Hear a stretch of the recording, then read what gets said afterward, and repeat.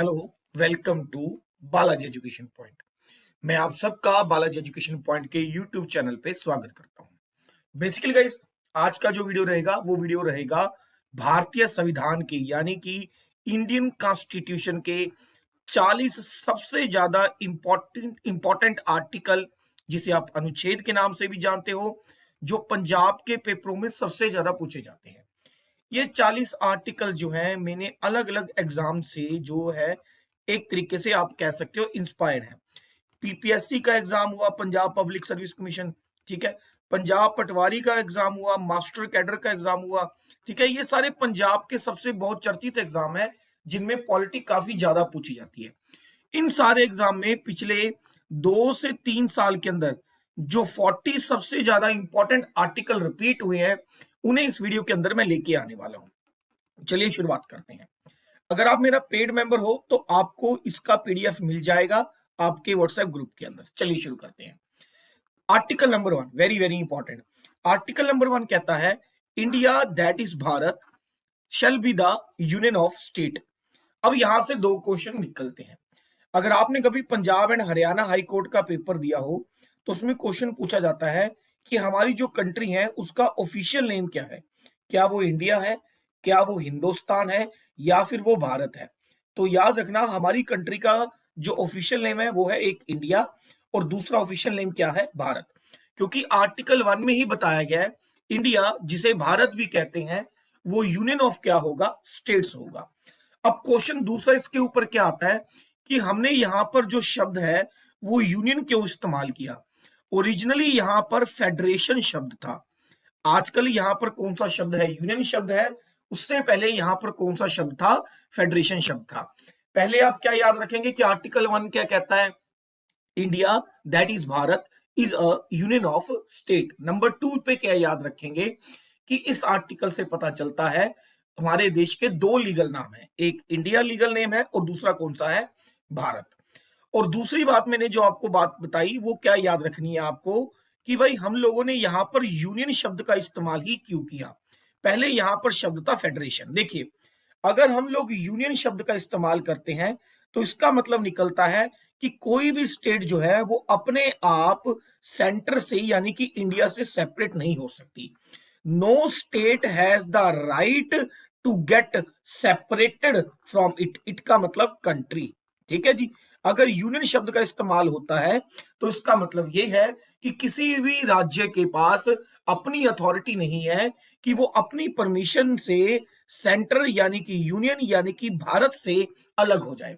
लेकिन अगर यहां पर शब्द रहता फेडरेशन तो इसका मतलब यह था कि स्टेट के पास अथॉरिटी होती कि वो जब चाहे सेंटर के साथ मिलकर काम कर सकता है और जब चाहे सेंटर से सेपरेट हो सकता है।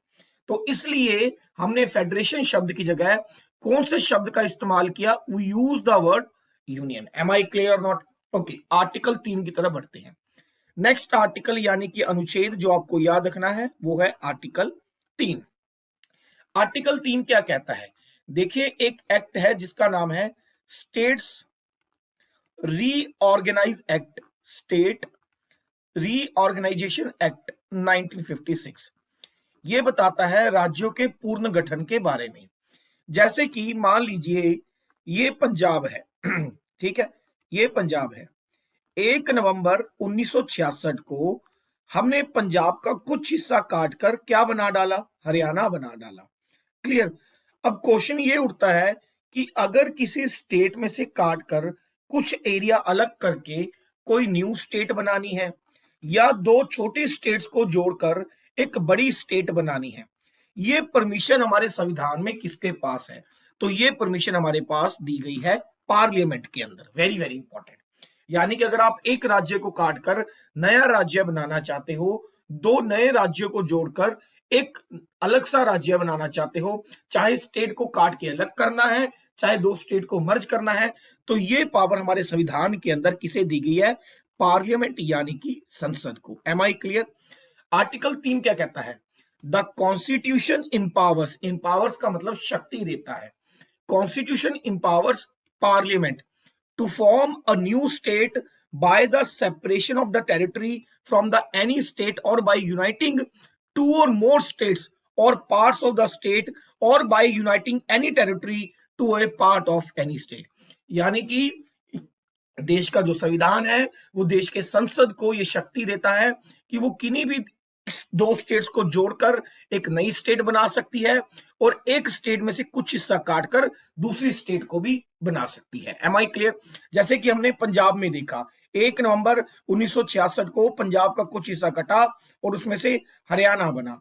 जैसे कि हमने आंध्र प्रदेश में से देखा, आंध्र प्रदेश में से कुछ हिस्सा 2014 में कटा और आजकल एक नया राज्य बना तेलंगाना।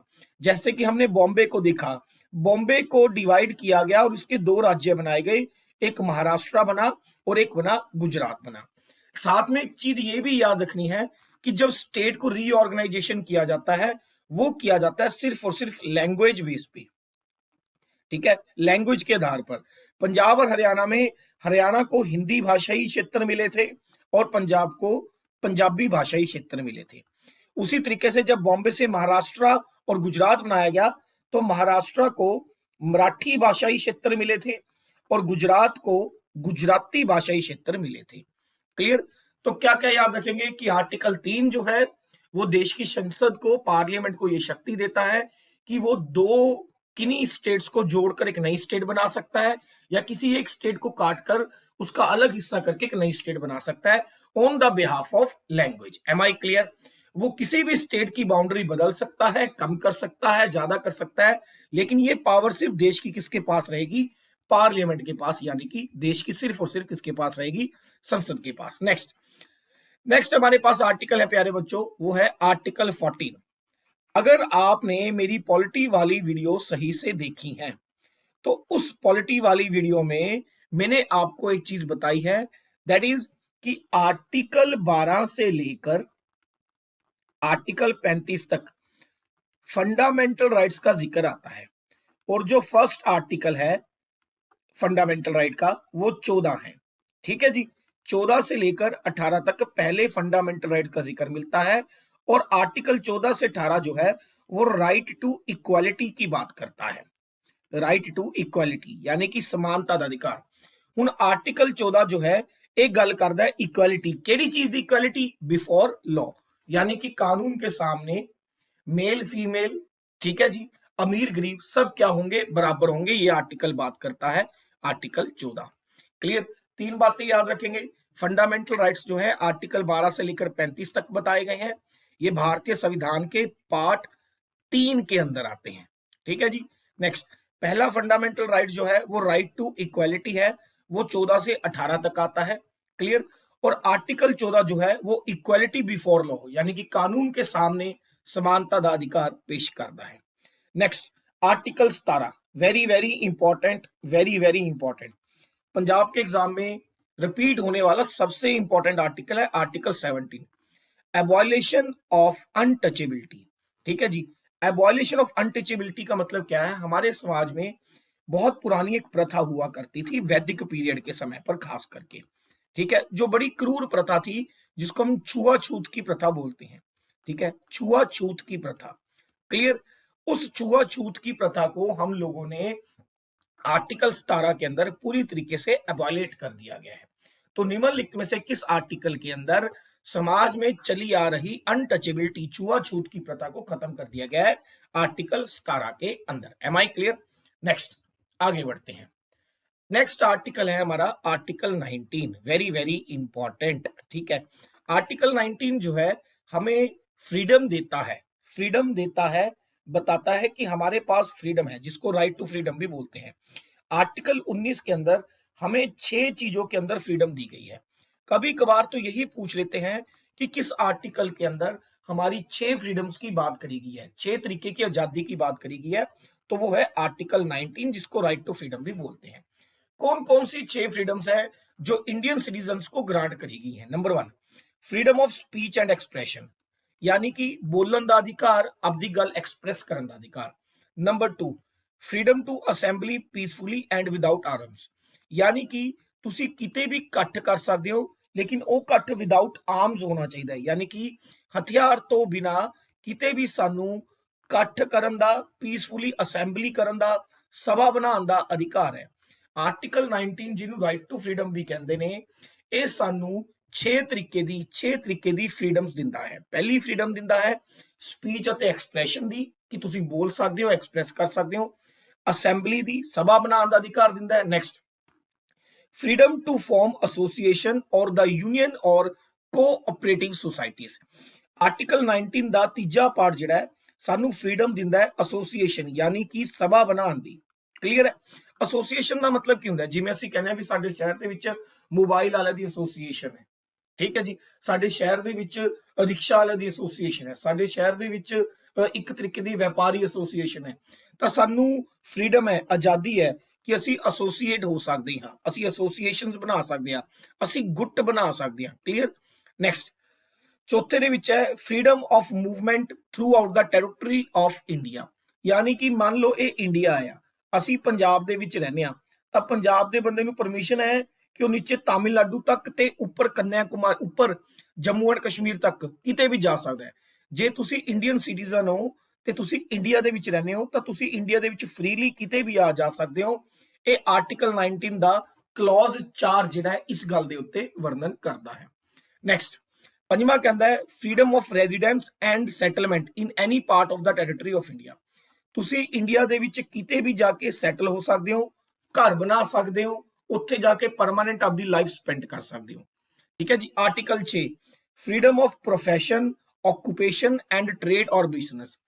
ਤੁਹਾਨੂੰ ਲੀਗਲ ਜਿਹੜਾ ਕੰਮ ਸਰਕਾਰ ਦੁਆਰਾ ਜਾਂ ਕਨਸਟੀਟਿਊਸ਼ਨ ਦੁਆਰਾ ਜਾਂ ਰੂਲਸ ਦੁਆਰਾ ਦੱਸਿਆ ਗਿਆ ਤਾਂ ਤੁਸੀਂ ਉਹ ਕੋਈ ਵੀ ਲੀਗਲ ਕੰਮ ਹੈ ਜਿਹੜਾ ਇੰਡੀਆ ਦੇ ਵਿੱਚ ਪ੍ਰੋਫੈਸ਼ਨ ਆਕੂਪਾਈ ਕਰ ਸਕਦੇ ਹੋ, ਕੋਈ ਵੀ ਟ੍ਰੇਡ ਕਰ ਸਕਦੇ ਹੋ, ਕੋਈ ਵੀ ਬਿਜ਼ਨਸ ਕਰ ਸਕਦੇ ਹੋ।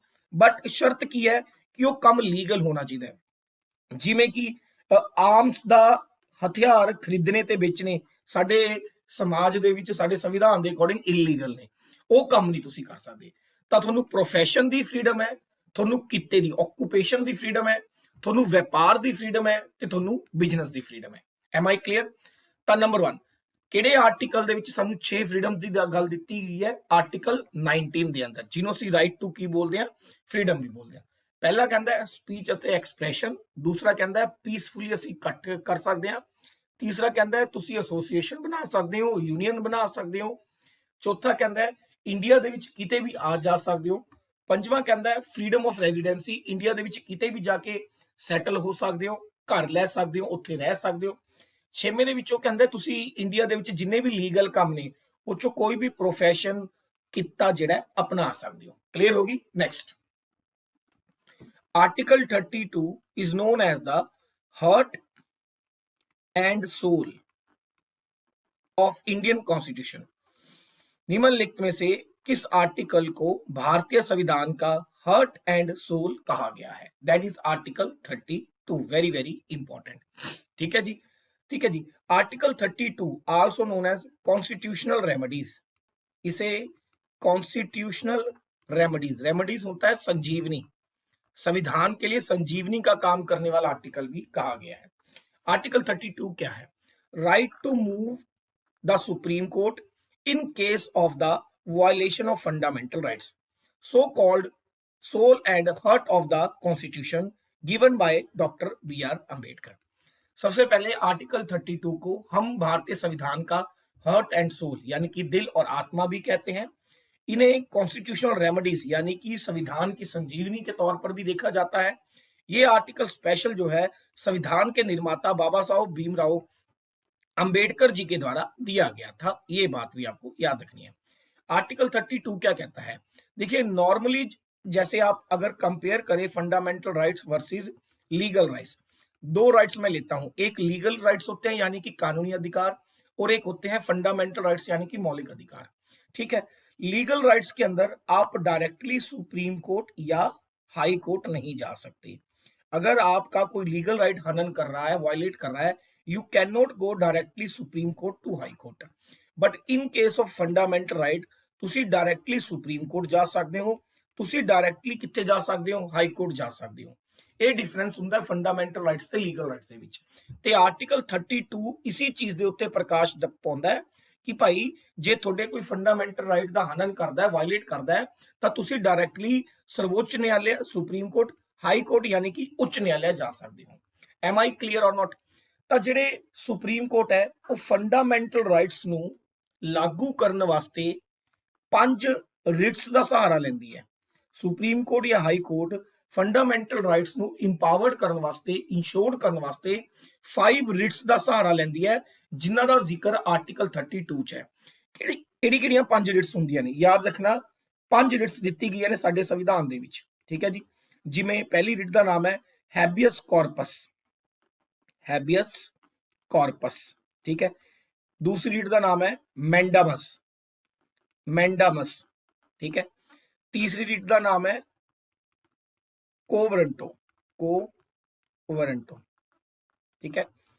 चौथी रीट का नाम है सिशोर, सिशोर, ठीक है। फिफ्थ रीट का नाम है प्रोहिबिशन, प्रोहिबिशन, ठीक है जी।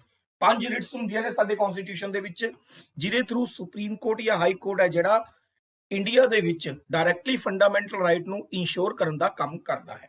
ਕਲੀਅਰ ਹੈ ਜੀ। ਨੈਕਸਟ, ਜੇ ਹਾਈ ਕੋਰਟ ਨੇ ਰਿਟ ਵਾਸਤੇ ਇਸ਼ੂ ਕਰਨਾ ਹੈ ਤਾਂ ਆਰਟੀਕਲ 226 ਦੇ ਵਿੱਚ ਆਉਂਦਾ ਹੈ। ਜੇ ਸੁਪਰੀਮ ਕੋਰਟ ਨੇ ਰਿਟਸ ਇਸ਼ੂ ਕਰਨੀਆਂ ਨੇ ਤਾਂ ਉਹਨਾਂ ਦਾ ਜ਼ਿਕਰ ਕਿਹੜੇ ਦੇ ਵਿੱਚ ਹੈ? ਆਰਟੀਕਲ 32 ਦੇ ਵਿੱਚ ਹੈ। ਕਲੀਅਰ ਹੋ ਗਈ ਗੱਲ ਕਿ ਨਹੀਂ ਹੋਗੀ? ਤਾਂ ਅਸੀਂ ਕੀ ਯਾਦ ਰੱਖਾਂਗੇ? ਆਰਟੀਕਲ 32 ਸਾਨੂੰ ਇਹ ਦੱਸਦਾ ਹੈ ਕਿ ਜੇ ਤੁਹਾਡੇ ਕੋਈ ਫੰਡਾਮੈਂਟਲ ਰਾਈਟ ਵਾਇਲੇਟ ਕਰਦੇ ਨੇ ਤਾਂ ਤੁਸੀਂ ਡਾਇਰੈਕਟਲੀ ਸੁਪਰੀਮ ਕੋਰਟ ਜਾਂ ਹਾਈ ਕੋਰਟ ਜਾ ਸਕਦੇ ਹੋ।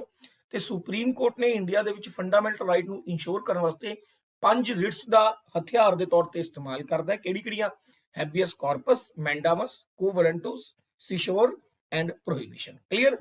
ਜੇ ਹਾਈ ਕੋਰਟ 'ਚ ਆਪਾਂ ਜਾਂਦੇ ਆ ਤਾਂ ਹਾਈ ਕੋਰਟ ਜਿਹੜੀ ਰਿਟ ਇਸ਼ੂ ਕਰਦਾ ਹੈ 5, ਇਹੀ 5 ਰਿਟਸ ਇਸ਼ੂ ਕਰਦਾ ਹੈ, ਤਾਂ ਕਿਹੜੇ ਆਰਟੀਕਲ ਦੇ ਅੰਦਰ ਕਰਦਾ ਹੈ? 226 ਦੇ ਅੰਦਰ। Next, article 40 very important. Article 40 की है to organise village panchayat as a unit of self government. Question आता है किहड़े आर्टिकल के अंदर पंचायती राज का जिक्र मिलता है? ठीक है, पंचायती राज का जिक्र मिलता है आर्टिकल 40 के अंदर। इंडिया दे विच जिहड़ी पहली पंचायत है 2 अक्तूबर 1959 नूं राजस्थान का एक जिला है known as Nagaur district, known as which district? Nagaur district दे विच लागू कीती गई ने। क्लीयर।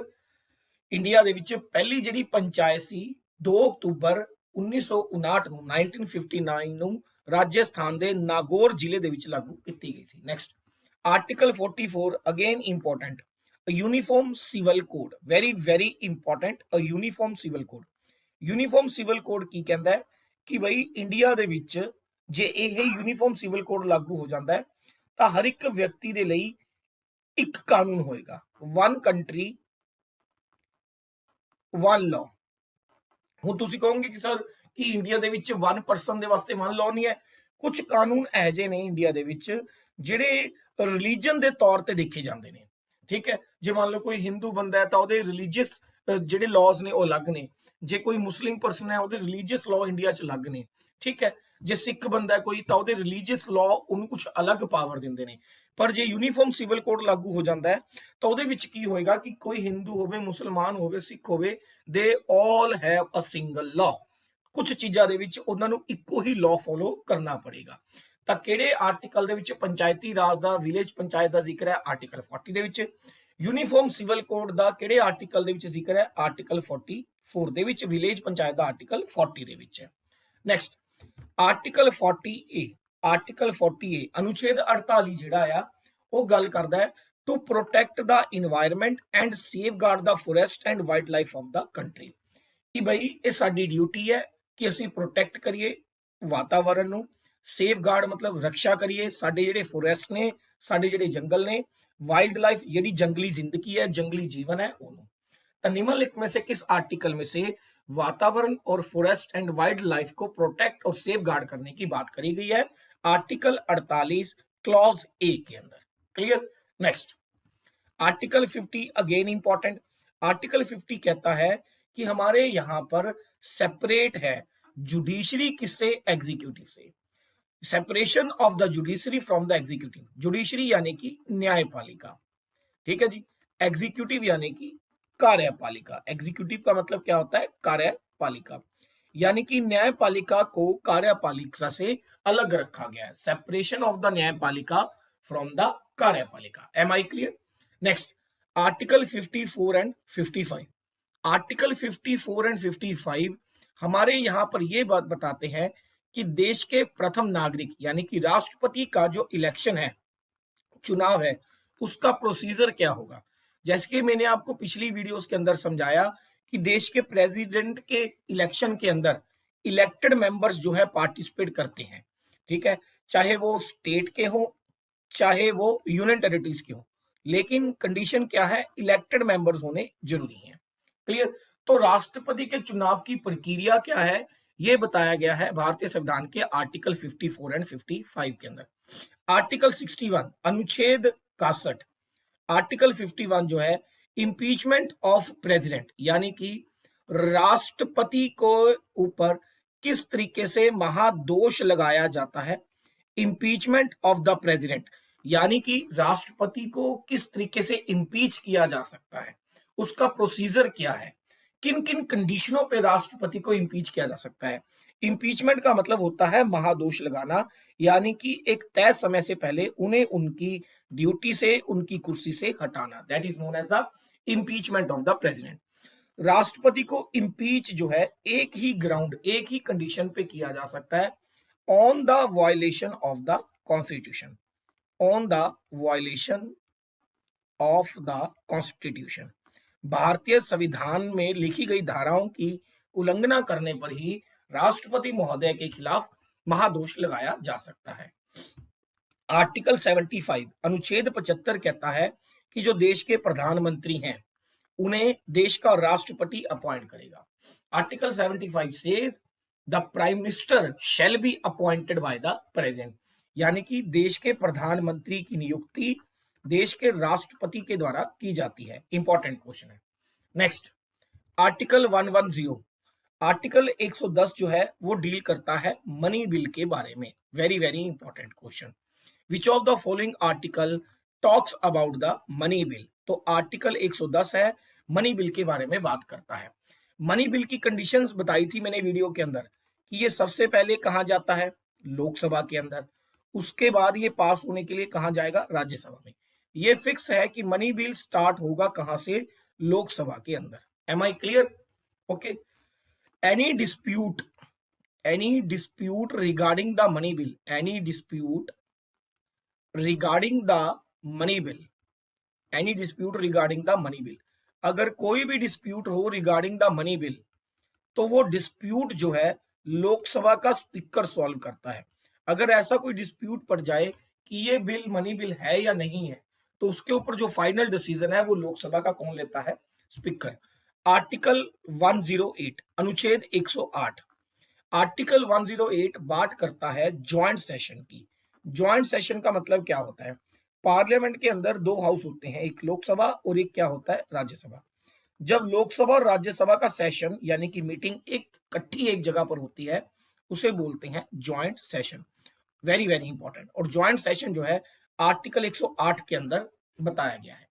ज्वाइंट सेशन की अध्यक्षता यानी कि हेडशिप जो होती है वो लोकसभा के स्पीकर के पास होती है। जैसे कि आपको पता है कि लोकसभा का जो हेड होता है वो स्पीकर होता है, सभापति, और राज्यसभा का जो सभापति होता है वो उसको हम चेयरमैन कहते हैं। तो जब ज्वाइंट सेटिंग होएगी उस सभा का सभापति के तौर पर कौन काम करेगा, वो बात करेगा लोकसभा का speaker. Am I clear or not? Next, article 123 ये बात करता है ऑर्डिनेंस के बारे में, power of president to issue the ordinance. Ordinance को हिंदी में बोलते हैं अध्यादेश। राष्ट्रपति महोदय की शक्ति जिसमें वो अध्यादेश जारी कर सकता है। किसी भी ऑर्डिनेंस की जो मैक्सिमम टाइम पीरियड होता है, याद रखना, वो 6 मंथ का होता है। बेसिकली ऑर्डिनेंस होता क्या है, मान के चलो कि देश में किसी कानून की जरूरत है, लेकिन वो कानून तब पास होगा या लागू होगा अगर पार्लियामेंट के अंदर बिल पास हुआ है, लोकसभा के अंदर, राज्यसभा के अंदर, फिर प्रेसिडेंट के पास गया है। लेकिन उस कानून को बिना बिल पास कराए ਟੈਂਪਰੇਰੀ ਤੌਰ पर कच्चे तौर ਤੇ देश ਦੇ ਵਿੱਚ, ਕੰਟਰੀ ਦੇ ਵਿੱਚ मैक्सिमम 6 ਮਹੀਨਿਆਂ ਵਾਸਤੇ लागू ਕੀਤਾ ਜਾ ਸਕਦਾ ਹੈ ਬਿਨਾ ਬਿਲ ਪਾਸ ਕਰਾਏ। ਉਸ ਪਾਵਰ ਨੂੰ ਰਾਸ਼ਟਰਪਤੀ ਦੀ ਆਰਡੀਨੈਂਸ ਪਾਵਰ यानी कि अध्यादेश शक्ति किया जाता है। Article 266 consolidate fund of India. Consolidate fund of India क्या है, पूरे देश का जितना भी पैसा है इसी फंड में आता है। और कंसोलिडेट ऑफ फंड जो इंडिया जो है ये देश की पार्लियामेंट के कंट्रोल में होता है। उसी तरीके से एक फंड होता है जिसको बोलते हैं कंटीजेंसी फंड ऑफ इंडिया, ये आर्टिकल 267 में आता है। कंटीजेंसी फंड ऑफ इंडिया जो है, याद रखना, ये प्रेसिडेंट के कंट्रोल में होता है। दो तरीके के खाते होते हैं देश में, कंसोलिडेट फंड ऑफ इंडिया और contingency fund of India. Article 266 talks about consolidate fund of India which is under control of the parliament. Article 267 talks about the contingency fund of India जो कि देश के राष्ट्रपति के कंट्रोल में होता है। नेक्स्ट चलते हैं। Next article 148। आर्टिकल 148 कहता है कि constitution of India provides a independent office of controller and auditor general of India, CAG, controller and auditor general of India. ठीक है, तो सीएजी की जो पोस्ट है वो भारतीय संविधान में आर्टिकल 148 के अंदर आती है। सीएजी का काम क्या होता है? एक तरीके से ये सेंट्रल गवर्नमेंट के लिए सीए का, चार्टर्ड अकाउंटेंट का काम करता है। इसका काम क्या होता है कि डायरेक्टली और इनडायरेक्टली गवर्नमेंट का पैसा जिन जिन चीजों में लगा है उन खातों की जांच करना कि क्या वो पैसा सही तरीके से इस्तेमाल हुआ है, उसमें घपला तो नहीं हुआ। ये काम कौन करता है? CAG, controller and auditor general of India, under the article 147। Article 76 ये बात करता है अटॉर्नी जनरल ऑफ इंडिया की, अटॉर्नी जनरल ऑफ इंडिया की, जिसे first law officer of India भी कहा जाता है। देश का पहला कानूनी ऑफिसर किसे कहा जाता है? Attorney general of India. Attorney general of India की जो क्वालिफिकेशन है बनने के लिए वो सुप्रीम कोर्ट के जज के बराबर होती है। इवन की अटॉर्नी जनरल ऑफ इंडिया की जो रिटायरमेंट एज होती है वो भी सुप्रीम कोर्ट के जज यानी कि 65 ईयर इसके बराबर होती है। ठीक है जी, तो आर्टिकल 148 सीएजी के बारे में बात करता है।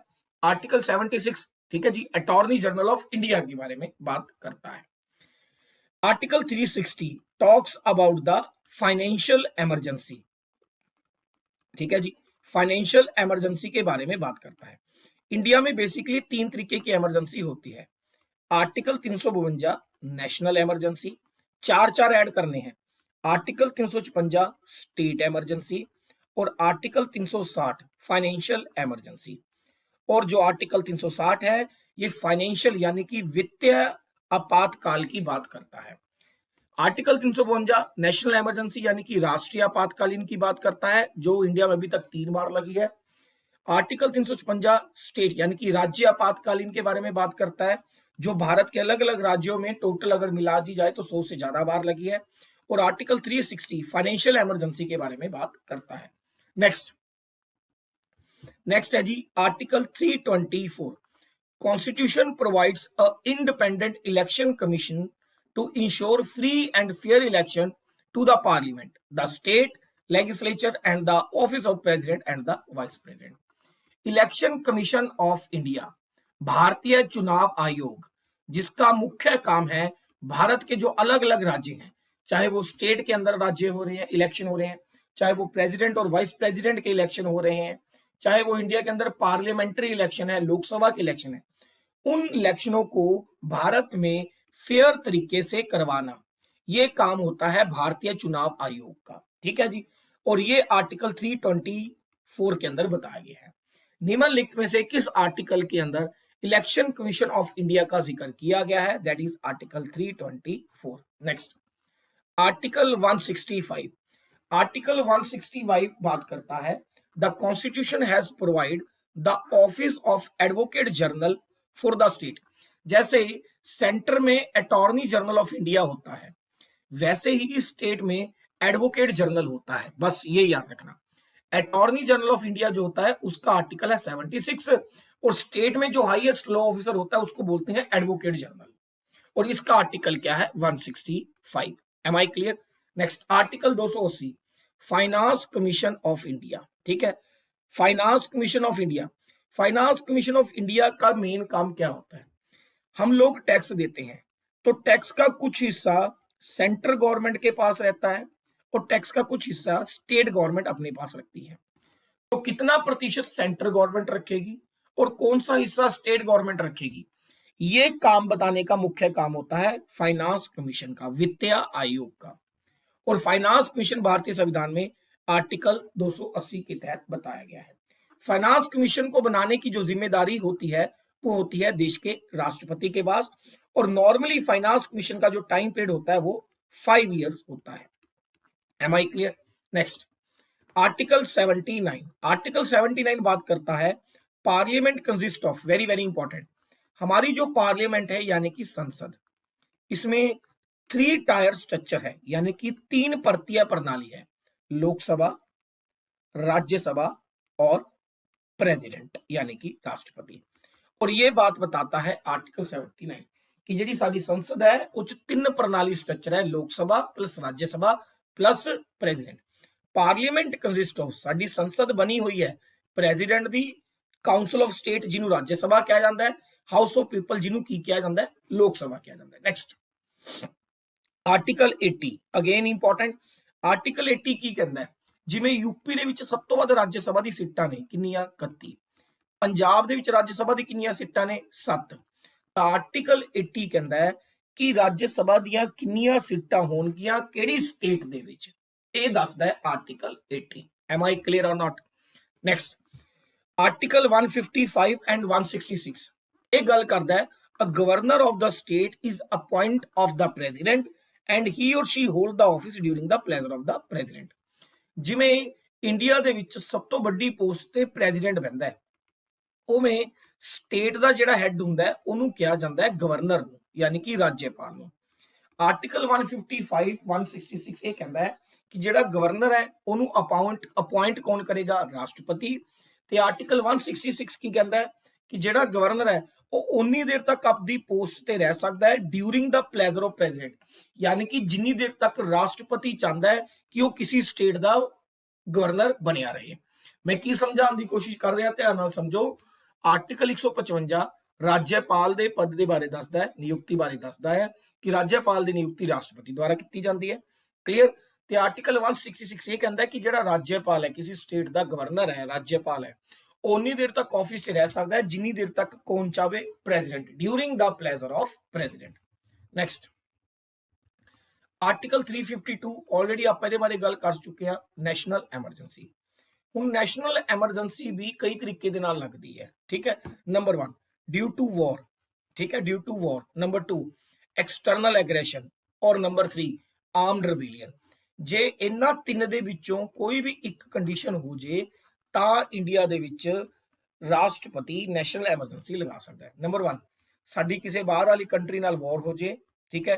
ਐਕਸਟਰਨਲ ਐਗਰੈਸ਼ਨ, ਬਾਹਰੋਂ ਸਾਨੂੰ ਕਿਸੇ ਚੀਜ਼ ਦਾ ਥ੍ਰੈਟ ਹੋਵੇ, ਠੀਕ ਹੈ।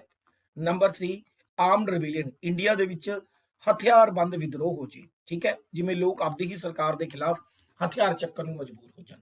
ਕਲੀਅਰ? ਇਹ ਤਿੰਨਾਂ ਦੇ ਵਿੱਚੋਂ ਕੋਈ ਵੀ ਕੰਡੀਸ਼ਨ ਹੋ ਜੇ ਤਾਂ ਅਸੀਂ ਆਰਟੀਕਲ 352 ਦੇ ਤਹਿਤ ਨੈਸ਼ਨਲ ਐਮਰਜੈਂਸੀ ਲਗਾ ਦਿੰਦੇ ਹਾਂ। ਨਾਲੇ ਯਾਦ ਰੱਖਣਾ ਤਿੰਨੋਂ ਤਰੀਕੋਂ ਦੀ ਐਮਰਜੈਂਸੀ ਲਗਾਉਣ ਦੀ ਪਾਵਰ ਦੇਸ਼ ਦੇ ਰਾਸ਼ਟਰਪਤੀ ਕੋਲੇ ਹੁੰਦੀ ਹੈ। M I clear? Next, article 153 ਗੱਲ ਕਰਦਾ ਹੈ ਗਵਰਨਰ ਆਫ ਸਟੇਟ ਦੇ ਬਾਰੇ में, यानी कि स्टेट का एक हैड होगा ਉਹਨੂੰ ਅਸੀਂ ਕੀ ਕਹਾਂਗੇ, ਗਵਰਨਰ ਕਹਾਂਗੇ। ਤੇ 155 ਦੱਸਦਾ ਹੈ ਕਿ ਜਿਹੜਾ ਗਵਰਨਰ ਹੈ ਇਹਦੀ ਨਿਯੁਕਤੀ ਕੌਣ ਕਰੂਗਾ, ਪ੍ਰੈਜ਼ੀਡੈਂਟ ਯਾਨੀ ਕਿ ਰਾਸ਼ਟਰਪਤੀ ਕਰੂਗਾ।